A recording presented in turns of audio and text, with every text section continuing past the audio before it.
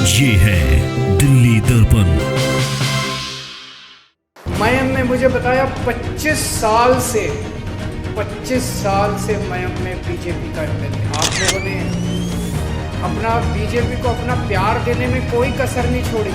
आप लोगों ने बीजेपी को वोट देने में कोई कसर नहीं छोड़ी। पर मैं आपसे पूछना चाहता हूँ, बीजेपी ने 25 साल में आपको दिया क्या? आम आदमी पार्टी को जब चुनाव लड़ाना था तो वेंजी को उन्होंने चुना था। वेंजी एक आम आदमी है। हमने किसी के बेटे और किसी के बाप को, किसी के चाचे को नहीं चुना, किसी की बीवी को नहीं चुना था। इनको जब टिकट देनी होती है, एमएलए बनाना होता तो इनको अपना परिवार दिखाई देता है। कोई अपनी बीवी को बना रहा है, कोई अपने बेटे को बना रहा है।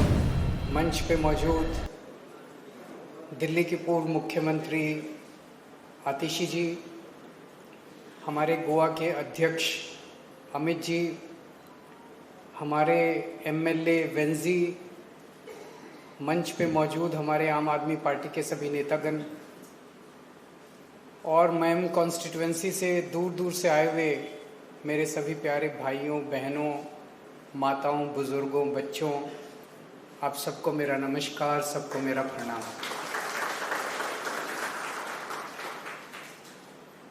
आज मुझे बेहद खुशी है कि मैम में आम आदमी पार्टी का ऑफिस खुलने जा रहा है।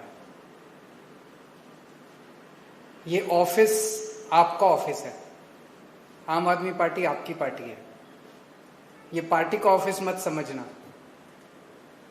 यहां पे आपको कुछ भी समस्या हो, आप इस ऑफिस में आइए, हम आपकी समस्या को दूर करने की पूरी कोशिश करेंगे। बहुत सारे ऐसे काम होते हैं, एक गरीब आदमी को राशन कार्ड बनवाना है, आधार कार्ड बनवाना है, वोटर कार्ड बनवाना है, जाति प्रमाण पत्र बनवाना है, इनकम सर्टिफिकेट बनवाना है। कितने तरह के सरकार से काम होते हैं। जब आप सरकारी दफ्तर में जाते हो, आपको समझ नहीं आता किससे मिलूं, क्या करूं, कैसे करूं, कौन सा फॉर्म भरना है। आप हमारे ऑफिस आओ, हम आपका काम करवा के देंगे, बिना रिश्वत के करवा के देंगे। सरकार की इतनी सारी योजनाएं हैं, गृह लक्ष्मी योजना है, ये योजना। एक गरीब आदमी को पता नहीं होता मैं कैसे अप्लाई करूं, कौन सा फॉर्म भरूं, किसके पास जाऊं। आप हमारे ऑफिस आओ, हम आपको सारी योजनाओं का लाभ बताएंगे। जितनी सरकारी योजनाएं, सबकी लिस्ट बताएंगे, ताकि एक गरीब आदमी को उसका फायदा मिल सके। और भी जितनी समस्याएं, आपके इलाके में पानी नहीं आ रहा,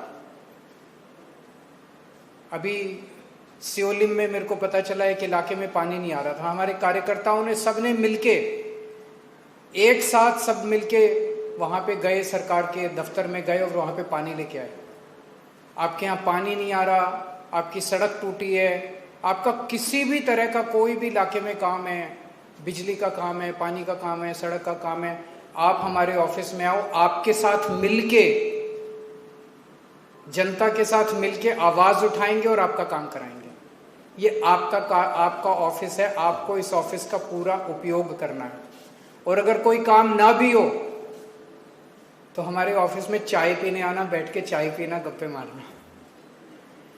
तो आज मुझे बेहद खुशी है, आज हमारे ऑफिस का उद्घाटन हो रहा है और 2 हफ्ते के बाद आपके मयम कंस्टिट्यूएंसी में एक क्लिनिक को भी खोला जाएगा। छोटी छोटी बीमारियां होती है ना, बुखार हो जाता है, खांसी जुकाम हो जाता है, प्राइवेट डॉक्टर के पास जाओ तो वो बहुत फीस लेता है, बाहर से दवाइयां लो तो दवाइयों का बहुत खर्चा आता है।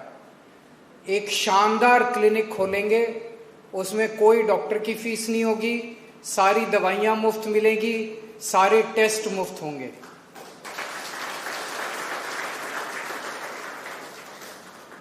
ये तो हम तब कर रहे हैं जब हमारी सरकार नहीं है। ये तो हम तब कर रहे हैं जब हमारा एमएलए नहीं है। सोचो, जिस दिन हमारी सरकार बन गई और हमारा एमएलए बन गया तो गोवा की कितनी तरक्की हो सकती है, बहुत तरक्की हो सकती है। मयम ने मुझे बताया 25 साल से मयम में बीजेपी का एमएलए है।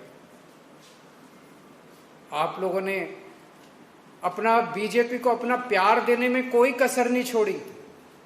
आप लोगों ने बीजेपी को वोट देने में कोई कसर नहीं छोड़ी। पर मैं आपसे पूछना चाहता हूं, बीजेपी ने 25 साल में आपको दिया क्या? एक काम बता दो। इतने सारे लोग बैठे हैं, बीजेपी ने कोई एक काम करके दिखाया हो 25 साल में? सड़कें टूटी पड़ी हैं, टूटी हुई हैं कि नहीं? सड़कें टूटी हुई हैं। बच्चों के पास नौकरी नहीं है। अगर आप आवाज उठाते हो, इनसे कुछ मांगते हो तो आपको धमकाते हैं, गुंडागर्दी करते हैं।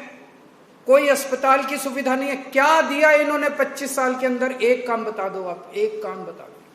हर बार मुझे पता चला कैंडिडेट बदल देते हैं। पुराने वाले कैंडिडेट पैसा कमा लेते हैं, खूब कमा लेते हैं, उसके बाद अगली बार कैंडिडेट बदलते हैं, अगले वाले का नंबर अब लूटने का, फिर अगले वाले का नंबर लूटने का। और अब मुझे पता चला है एक और बात, अभी जो राजेश जी ने कही,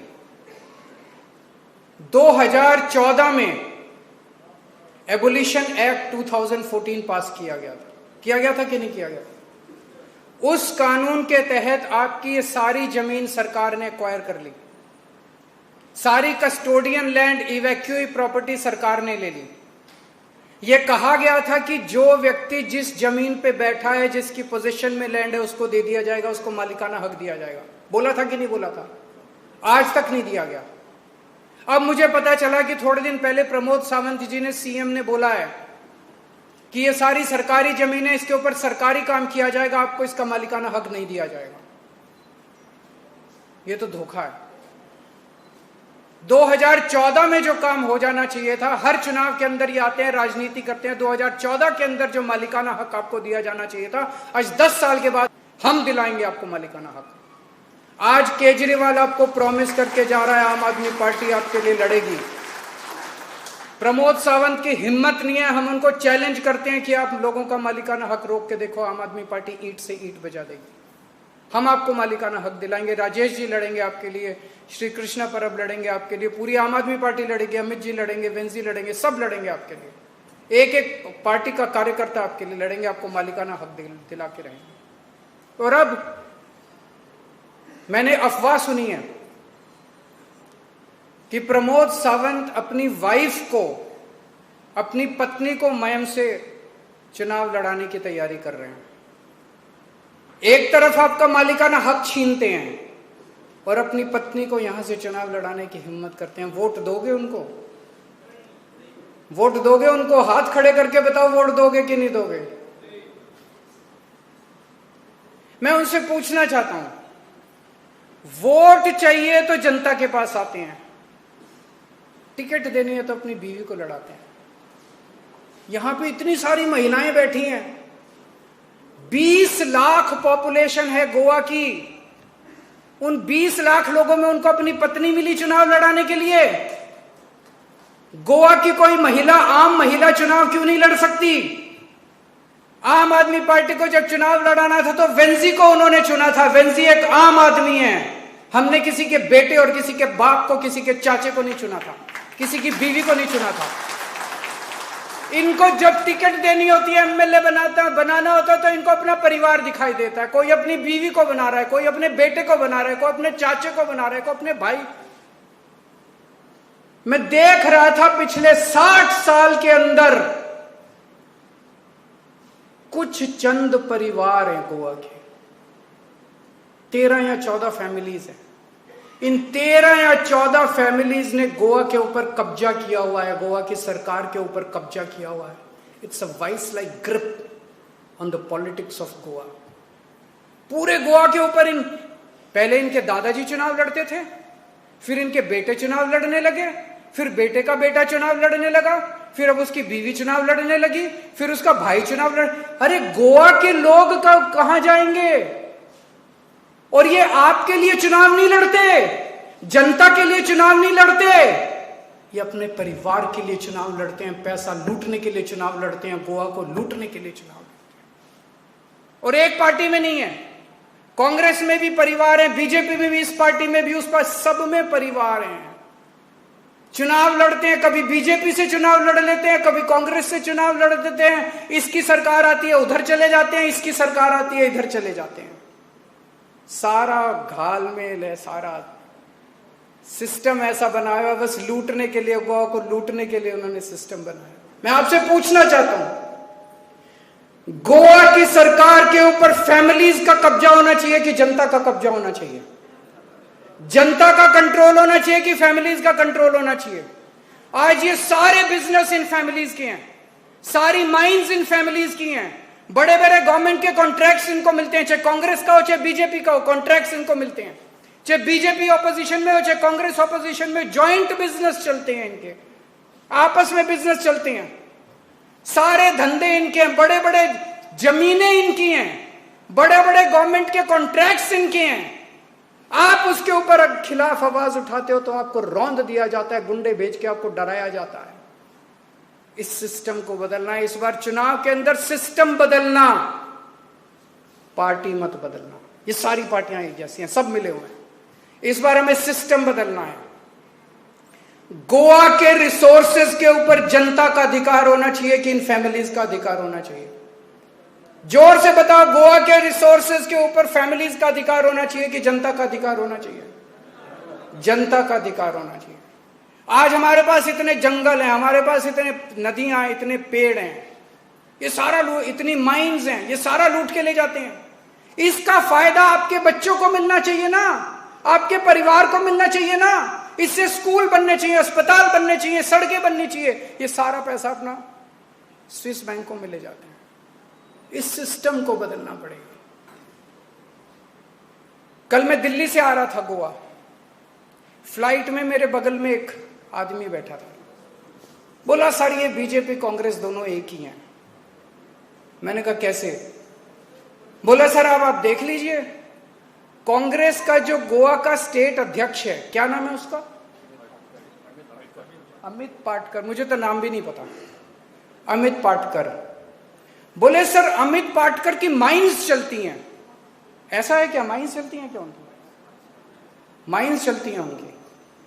बोला उनकी माइंस चलती हैं। बोला सीएम के आशीर्वाद के बिना तो माइंस चल नहीं सकती, सीएम के प्रमोद सावंत जी के आशीर्वाद के बिना तो लाइसेंस भी नहीं मिल सकता, माइन भी नहीं चल सकती। बोले तो सर दोनों एक ही तो हैं, अलग अलग थोड़ी हैं, मिलके ही तो सब लोग कमाते हैं, सब घालमेल है, हम सब बेवकूफ है, जनता बेवकूफ बनाते हैं, जनता को बेवकूफ बनाते हैं। कहते हैं, ये कहता है हम कांग्रेस हैं, वो कहता है बीजेपी है, सारे एक ही हैं। इस बार इस सिस्टम को बदलना है। बस इतना कहने के लिए मैं आप लोगों के बीच में आया हूं। आप लोग बहुत देर से इंतजार कर रहे हैं। हम लोग वो आपका कौन सा एरिया जहाँ से चले? मेर्सिस से चले थे। मुझे बताया गया था 45 मिनट्स का रास्ता है, लेकिन फिर जिस रास्ते से हमें आना था वो सारी सड़क टूटी हुई थी, तो मुझे बताया गया ऊपर से ऑर्डर आए कि केजरीवाल को घुमा के दूसरी सड़क से लेके जाओ, तो इसीलिए 1.5 घंटा लग गया हमें आने में। मैं माफ़ी चाहता हूँ आप लोगों से कि आने में इतना देर लगी, लेकिन बहुत बहुत शुक्रिया अदा करता हूँ, आप लोग इतनी देर से इंतज़ार कर रहे थे। सड़कों के खिलाफ भी आम आदमी पार्टी ने जो गड्ढे हैं उसके खिलाफ आवाज़ उठाई है, और मैं उम्मीद करता हूँ इस आवाज़ को एक साथ मिलके बुलंद करेंगे और गोवा को मिलके ठीक करेंगे। Thank you. लेटेस्ट खबरों के लिए सब्सक्राइब करें हमारा YouTube चैनल